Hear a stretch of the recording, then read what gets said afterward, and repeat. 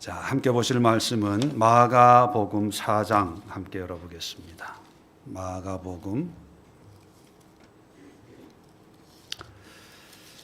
두 군데 먼저 찾도록 하겠습니다. 먼저 35절 마가복음 4장 마가복음 4장 35절 신약성경 59면에 있습니다. 함께 35절 한 절만 합독합니다. 시작. 그날 저물 때에 제자들에게 이르시되 우리가 저편으로 건너가자 하시니. 그리고 5장 1절과 2절을 이어서 합독합니다. 시작. 예수께서 바다 건너편 거라사인 지방에 이르러 배에서 나오심에 곧 더러운 귀신 들린 사람이 무덤 사이에 나와 예수를 만나니라. 아멘. 자, 오늘 이 말씀을 가지고 함께 기도할 기도의 제목은 새로운 일을 시작할 때, 새로운 일을 시작할 때. 이게 어떤 의미냐면 이제 지금까지 어제까지 예수님의 갈릴리 사역을 우리가 함께 살펴보았고, 어제 갈릴리 사역의 결산을 우리가 함께 생각해 보았습니다. 예수님이 그렇게 열심히 사역을 했는데 그 결과가 떠나는 자가 있고 배신하는 자가 있고 남아있지만 믿음이 없는 사람들, 그리고 마지막에 제자들, 믿고 따르는 그런 부류의 사람들이 생긴 걸 보면 그렇게 많은 결실 또 의미 있는 결과를 만들었다라고 보기에는 좀 어렵습니다. 그래서 그런지 몰라도 갈릴리 사역을 이제 어느 정도 정리를 하시고 이제부터는 이방인 지역으로 건너갑니다. 갈릴리 호수에 배를 타고 이방인 건너편, 오늘 35절에 보니까 저편으로 건너가자라고 하는 것은 갈릴리 맞은편에 있는 그 그라사인 5장 1절에 보면 그라사 지방으로 가는데, 이 지방은 이제 유대인들이 사는 지방이 아니고 이방인들이 거주하는 그런 것이죠. 그래서 예수님은 이방인들에게 복음을 전하기 위함만이 아니라 이방인들에게도 복음을 이제 전하기를 시작을 하는데, 어떻게 보면 예수님 사역의 하나의 작은 분기점이라고 할 수가 있습니다.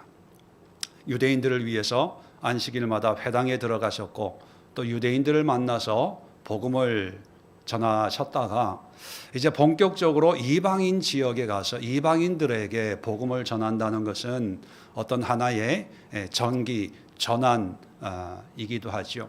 우리가 2026년 새해를 맞이하면서 각자 어떤 새로운 계획과 또 새로운 준비를 하고 또 새로운 방향의 뭔가를 하려고 계획을 하기도 하지요. 그런 새로운 일을 할 때,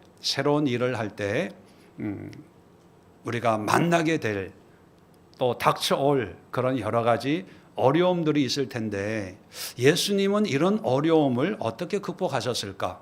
예수님도 인간이고 또 동시에 신성을 가지고 있는 분이지만 그분에게도 새로운 일을 할 때 평탄한 것이 아니라 역시 어려움을 겪고 있는데, 오늘 네 가지 어려움, 새로운 일을 하는데 예수님에게 네 가지 어려움이 생겼습니다. 먼저 35절부터 41절까지 읽지는 않지만 여러분 잘 아실 거예요. 배를 타고 갔는데 큰 풍랑이 일어서 이제 그 광풍에 이제 어려움을 당할 때 예수님 그때 자고 있었는데 사람들의 예수님을 깨우는, 그래서 예수님이 39절에 바람을 꾸짖고 바다에게 이르러 잠잠하라 했더니만 풍랑이 잠잠해졌다. 이 얘기 우리 너무 잘 알고 있지 않습니까? 자, 첫 번째 어려움이 환경의 어려움입니다. 뭘 시작하려고 해서 시작하는데 금방 어떤 환경적으로 어려움이 찾아와요. 풍랑이 있는 것처럼 불가항력적으로 이게 마귀의 역사인지 아니면 자연적으로 생기는 그런 일인지는 잘 모르지만 나의 계획과는 상관없이 일어나는 그런 일들이 일어날 때가 있다는 거지요. 새로운 사업을 시작했는데 불경기야. 뭐 그럴 수 있잖아요. 뭘 했는데 코로나가 터졌어. 뭐 이런 경우 하려고 했는데 마침 어떤 뭐 인사 이동이 됐다. 뭐 그런 거 있잖아요. 회사가 문을 닫았다. 뭐 그런 업종이 비인기 업종이다. 뭐 이런 이게 불가항력적인 이런 상황에서 우리가 이 어려움을 어떻게 극복할까? 자, 40절에 보면 4장 40절에 보면 예수님이 어찌하여 무서워하느냐? 너희가 어찌 믿음이 없느냐? 자, 환경의 어려움은요. 믿음으로 이겨나가야 됩니다. 이 믿음은 환경은 어렵고 힘들어도 이 또한 지나가리. 하나님이 나와 함께 하실 거야. 이 또한 하나님이 나를 지켜주실 거야. 환경을 보면 다 무서워합니다. 근데 예수님은 그 무서워하는 그런 사람들에게 왜 무서워하냐 이렇게 야단하지 않고 왜 믿음이 없냐 믿음이 없냐. 우리도 새로운 일을 시작할 때 예상치 않은 어떤 그런 어려움이 생겼을 때 내가 판단을 잘못했나? 기도응답을 잘못 받았나? 내가 갈 길이 아닌가? 뭐 이런 의심과 또 두려움과 염려가 생길 때가 있지요. 그런 염려가 생기면 이제 앞으로 나아가는 게 이제 힘들어집니다. 오히려 뒤로 후퇴하는 게 더 안전하다고 생각할 그런 상황이 있을 때 그때 필요한 게 믿음, 하나님이 함께 하실 거야. 이 풍랑을 돌파하는, 물론 성경의 제자들은 예수님을 깨웠지만 우리에게는 믿음을 가지고 기도하면서 하나님을 의지하고 돌파하는 그런 믿음의 필요가 바로 환경의 어려움이 생겼을 때 필요하다. 자, 두 번째 어려움은 이제 5장 1절에 보면 이제 건너왔습니다. 거라사인 지방에 도착했는데 배에서 내리자마자 먼저 만난 사람이 귀신 들린 사람이에요.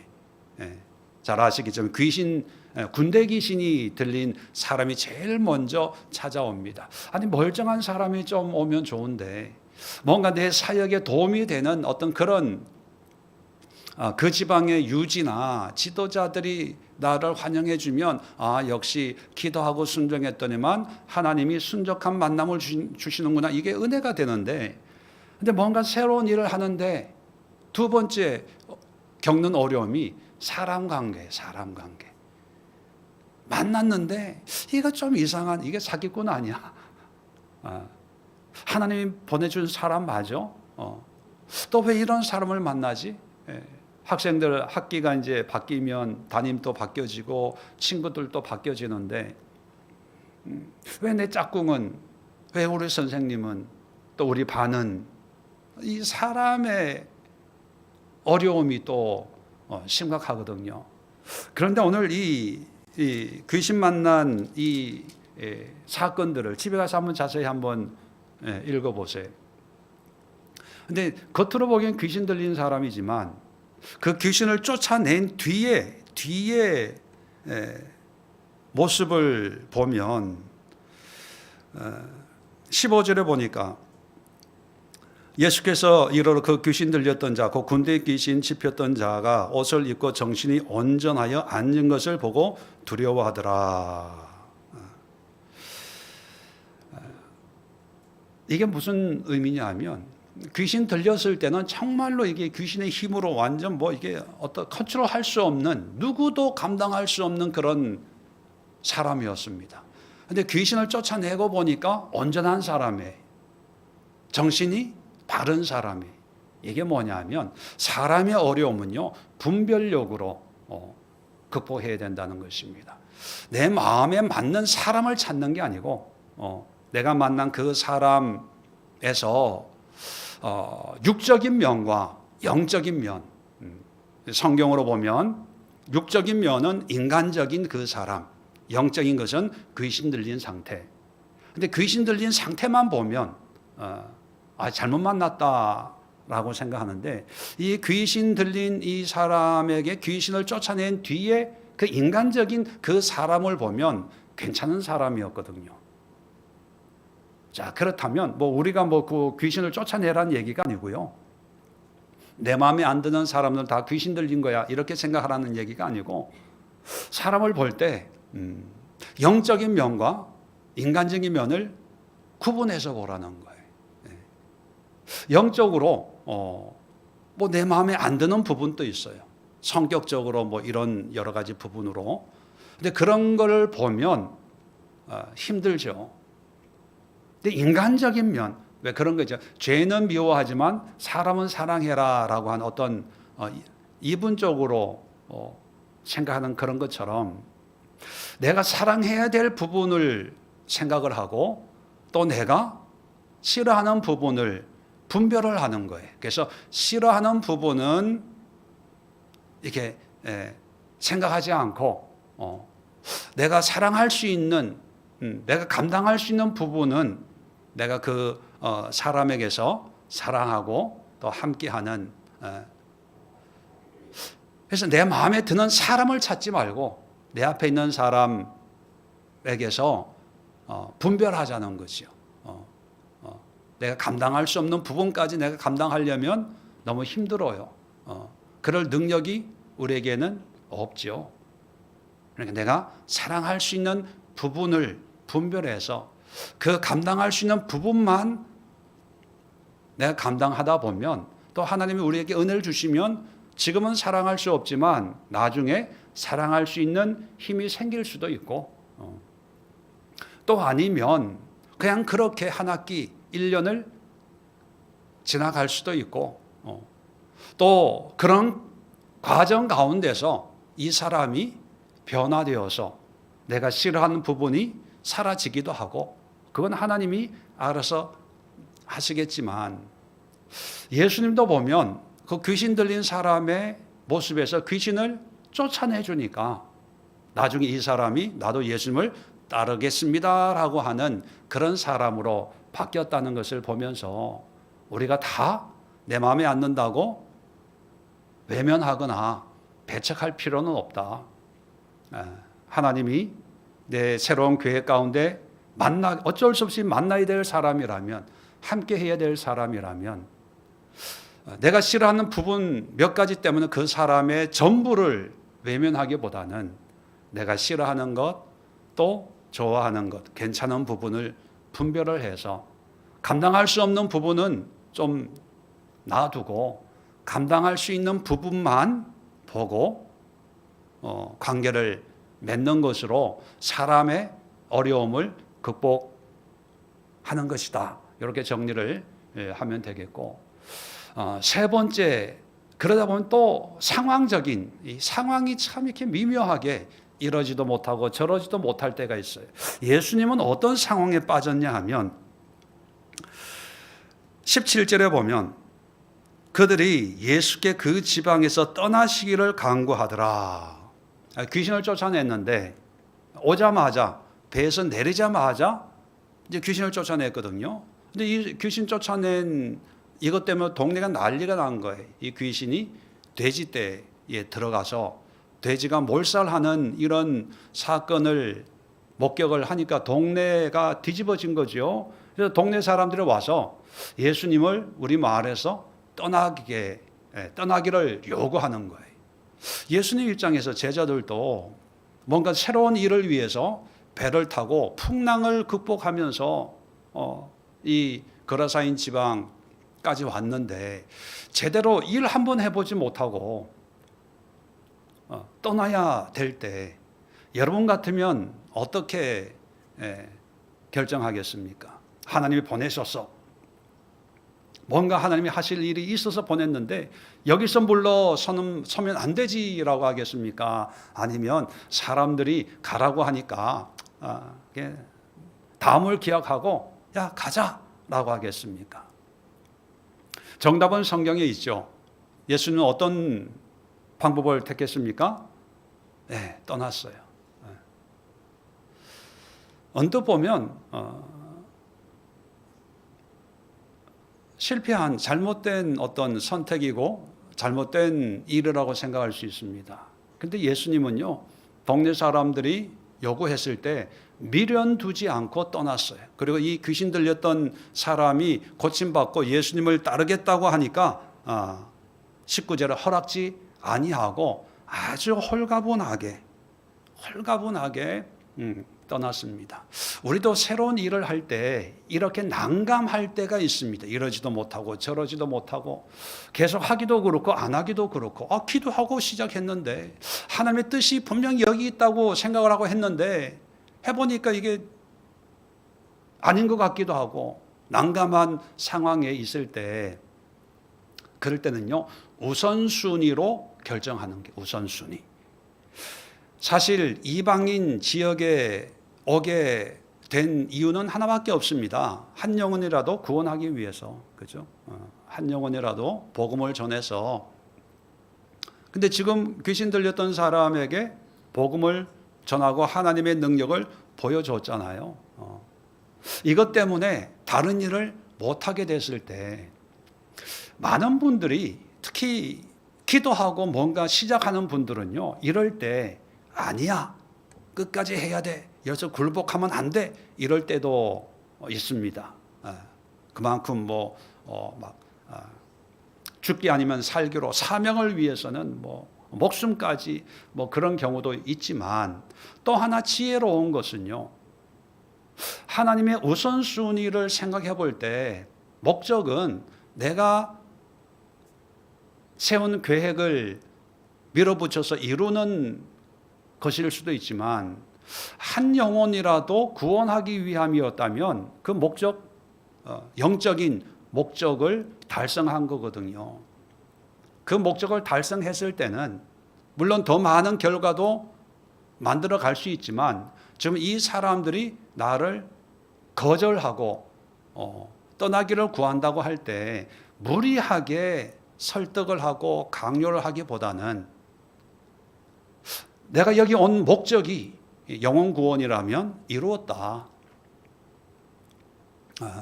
그렇다면 모든 걸 다 하나님 앞에 맡기고 떠나자. 하나만 해도 우리가 여기까지 여행한 풍랑을 뚫고 온 의미는 충분하다. 왜냐하면 하나님도 한 영혼을 위해서 일하시는 분이잖아요. 세상적으로 보면 비효율적일 수 있습니다. 근데 하나님의 나라에서는 어쩌면 비효율적인 게 가장 성경적인 거거든요. 세상의 관점은 가성비를 따집니다. 여기까지 오는 비용, 수고, 거기에 따른 결과를 생각하니까 물러날 수가 없는 거죠. 그러니까 이 사람들의 요구를 묵살하고 내가 가진 어떤 목적을 추구하는 것이 세상의 방법이라면 하나님의 방법은요, 표현이 그렇지만 전진할 때가 있고 또 깨끗하게 물러날 때가 있어야 됩니다. 근데 그 물러날 때 무조건 물러나는 게 아니라 우선순위의 영적인 것, 하나님의 일. 그런데 우리의 어떤 현실적인 기독교인들의 모습을 보면 너무 저돌적이에요. 속된 말로 무대포식으로 전도하고 땅 밟기하고 상대방의 어떤 감정이나 상황 여건을 생각하지 않고 무조건 절에 가서 막 찬양하고 절을 빙빙빙글 땅 밟기 한다고 돌고 그런 이야기들이 심심찮게 들려지기도 하잖아요. 물론 그분들이 어떤 마음을 가지고 하는지 모르지만 이 예수님의 모습을 보면요 항상 그렇게 한 건 아니라는 걸 알 수가 있습니다. 여러분들도 새해를 시작하면서 참 난감했을 때 여기서 영적인 신앙적인 가장 중요한 우선순위가 뭔가 우선순위를 먼저 확인을 해보세요. 그래서 신앙적인 우선순위가 이루어졌다면 나머지는 감내할 수 있는, 또 손해를 기꺼이 수용할 수 있는, 경제적인 어떤 손해 수용할 수 있는 그런 마음을 가질 때 오히려 우리가 더 부유한 자가, 여유 있는 자가 될 수 있다는 거죠. 마지막으로 네 번째, 자 그러면 갈릴리 사역을 하다가 이제 하나님의 감동으로 이방인 지역에서 선교를 하려고 계획을 했는데, 그러면 이 계획이 잘못됐냐? 결론적으로 보면 배에서 내리자마자 한 사람 전도하고 끝난 거예요. 그러면 나중에 이제 회의를 할 때, 예를 들어 회의를 할 때 누가 이 응답 받았어? 누가 거라사인 지방으로 가라는 성령의 응답을 받았어? 아무개 가요. 그러면 아무개 집사님, 아니 도대체 기도를 어떻게 하셨길래 배에서 내리자마자 쫓겨옵니까? 일을 제대로 한 번도 해보지도 못하고 이렇게 철수해야 되는데, 이게 하나님의 역사입니까? 이게 성령의 역사겠어요? 뭐 이렇게 어떤 그 계획 자체에 의문을 가질 수 있잖아요. 그죠? 자, 그럴 때 오늘 성경은 우리에게 뭐라고 얘기하냐면 하나님의 방법이 있다는 거예요. 계획은 인간이 하지만 그것을 이루는 분은 하나님이시다. 우리가 말씀 잘 알잖아요. 자, 어떤 하나님의 방법이 있냐면, 자, 20절에 보면, 자, 19절부터 볼까요? 그 귀신 들린 사람에게 같이 가겠다, 예수님을 따라다니겠다라고 하는 거 허락지 아니하시고 집으로 돌아가 주께서 내가 어떻게 큰 일을 행하사 너를 불쌍히 여기신 것을 내 가족에게 알리라 하고 집으로 돌려보냈어요. 자, 그랬더니만 20절에 그가 가서 예수께서 자기가 어떻게 큰 일을 하셨는지를 데가볼리에 전파하니 모든 사람이 놀랍게 여기더라. 집에 가라고 했는데 집에 안 가고 어디로 갔냐면 온 동네로 갔어요. 여기 데가볼리라는 지역이 나오는데, 이 데가볼리라는 말, 데가라는 말, 데카라는 뜻, 데카가 10이라는 뜻이거든요. 볼리는 폴리스라는 뜻입니다. 데카폴리스, 10개의 도시, 10개의 마을이라는 뜻이거든요. 이 데가폴리스는 한 도시가 아니고 지역을 얘기하는 거예요. 우리처럼 경기도 지역, 충청도, 전라도처럼 10개의 도시, 이 10개의 도시는 헬라 제국이 자기의 어떤 문화와 전통을 이식시켜서 이 팔레스타인 지역에 이식시켜서 이 헬라화 도시를 만든 10개의 신도시예요. 신도시. 우리식으로 얘기하면. 이방 문화, 헬라 문화가 아주 발달되어 있는 그런, 유대인들이 얼씬도 못하는 어떤 그런 아주 헬라 문화의 신도시 10개가 있는 그 지역을 이 사람이 전도를 한 거예요. 원래 계획은 뭡니까? 예수님이 한 마을 한 마을 다니면서 이적을 행하고 전도를 할 계획을 했는데, 근데 그 계획은 배에서 내리자마자 이제 없어져 버린 거죠. 불가능해진 거예요. 그래서 야, 이번 여행은 실패했다라고 하고 돌아왔는데, 근데 실패한 게 아니라 이 귀신 들렸던 사람이 예수님과 제자들이 해야 될 그 일을 자기가 돈도 안 받고 발로 뛰면서 10개의 마을을 돌아다니면서, 우리식으로 표현하면 경기도 전역을 돌아다니면서 전도를 한 거예요. 예수님이. 그걸 보면 사람이 세운 계획이 꼭 그 계획대로 이루어져야만 하나님의 영광이라는 것은 아니라는 걸 알 수가 있거든요. 하나님의 방법이 있어요. 그런데 우리는 당장 하나님의 방법을 모르기 때문에 우리가 세운 계획만 가지고 성공이냐 실패냐, 잘했냐 못했냐, 그걸 따지거든요. 근데 하나님의 방법은 지금 당장 드러나는 것도 아니고, 또 꼭 내가 해야만 되는 것도 아니고, 내 생각 범위 안에서 이루어지는 어떤 그런 현상으로만 역사하시는 분이 아니라, 하나님은 하나님의 능력으로 행하시는 하나님의 방법이 있는 거예요. 그래서 세일을 하다가 어떤 어려움과 내 계획대로 안 된다고 할 때 우리는 실패, 잘못이다라고 성급하게 결론을 내릴 필요는 없다는 거예요. 오히려 나의 발을 멈추게 하셨을 때 그때가 때로는 하나님의 방법이 작동되는 타임일 수도 있습니다. 자, 그럴 때 우리는 해야 될 게 뭡니까? 하나님의 역사가 이루어져서 결국은 사실 목적이 우리의 계획이나 우리의 목표를 달성하는 게 아니라 하나님의 영광을 드러내는 거 아닙니까? 그죠?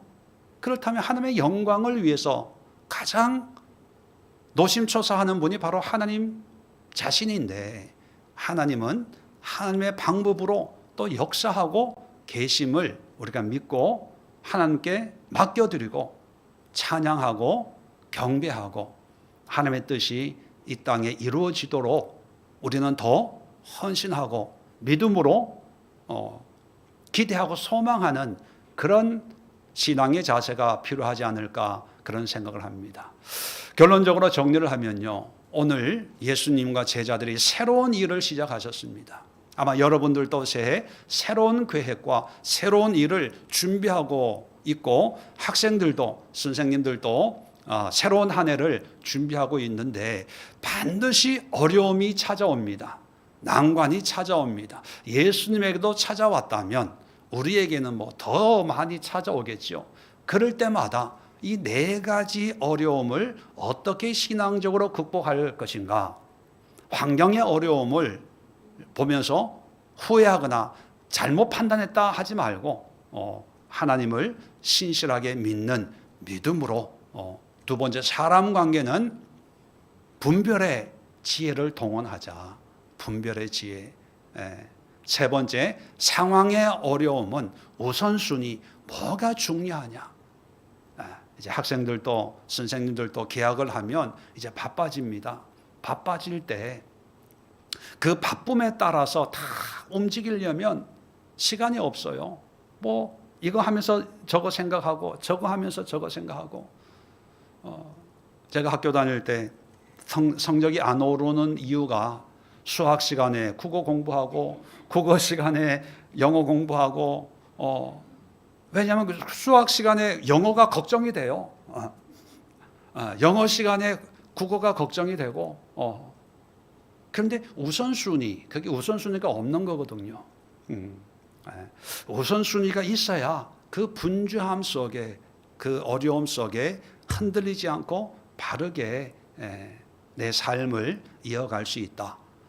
마지막으로, 계획한 것이 잘 안 된다고 할 때 하나님의 방법, 하나님의 손길을 기대하면서 오히려 하나님이 어떻게 인도하실지 소망하고 기대하면서 믿음과 기도로 하나님의 때를 기다리는, 또 하나님의 역사를 바라보는 그런 영적인 신앙의 여유를 가지고 새 일을 시작을 해야 한다는 것을, 예수님이 경험한 이런 여러 가지 상황을 통해서 우리도 함께 우리 신앙에, 우리 삶에 적용했으면 좋겠습니다.